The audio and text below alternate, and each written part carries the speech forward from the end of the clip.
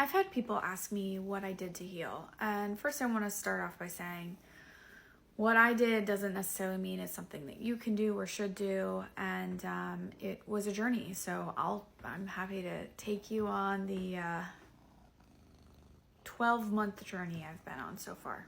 The first thing I did when I got home from the abortion was I organized my entire house. I threw a bunch of things away.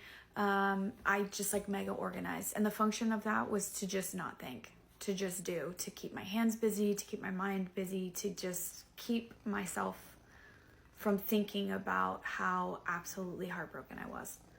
While I was organizing and throwing things away, I was also listening to books and podcasts, and it just, again, kept my mind kind of moving and not staying in one place too long. I also, interestingly, picked up a cookbook and just made almost every recipe you can imagine from that cookbook. Again, another way for me to just keep my mind occupied and on something else. I found a therapist 2 weeks after my abortion, and so I started therapy. I started weekly individual therapy. My therapist almost immediately recommended group therapy, and I said, no, that's not for me. I'll be fine. I'm going to get over this. It's just going to be a little bit.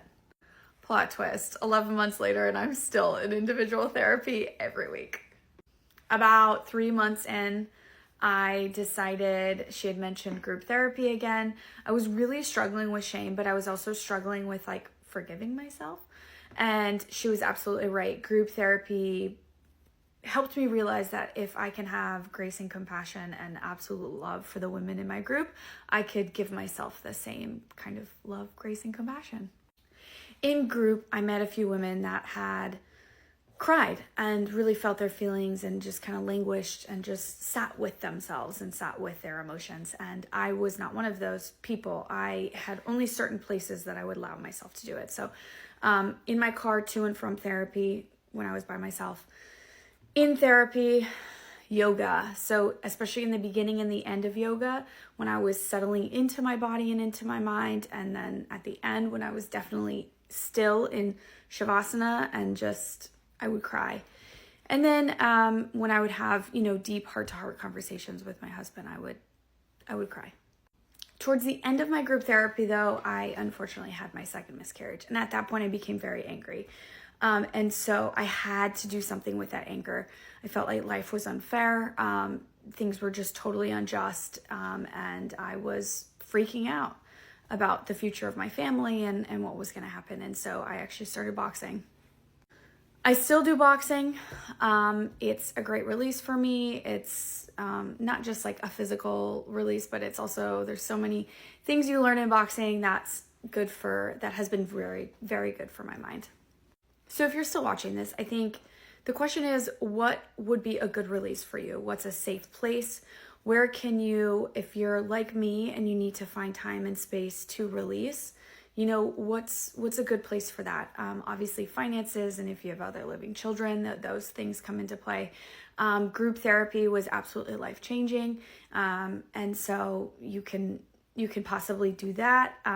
Return to Zero RTZ has ways to make it financially affordable for folks that might otherwise not be able to do it.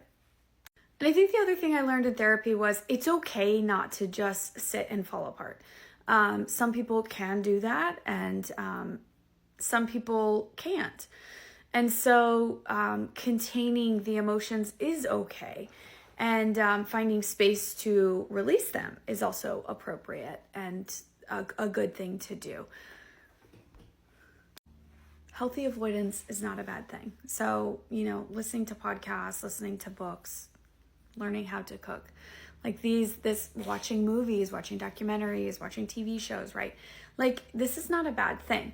Now, if your avoidance or escaping is not good for your health or whatever, then that's a different story.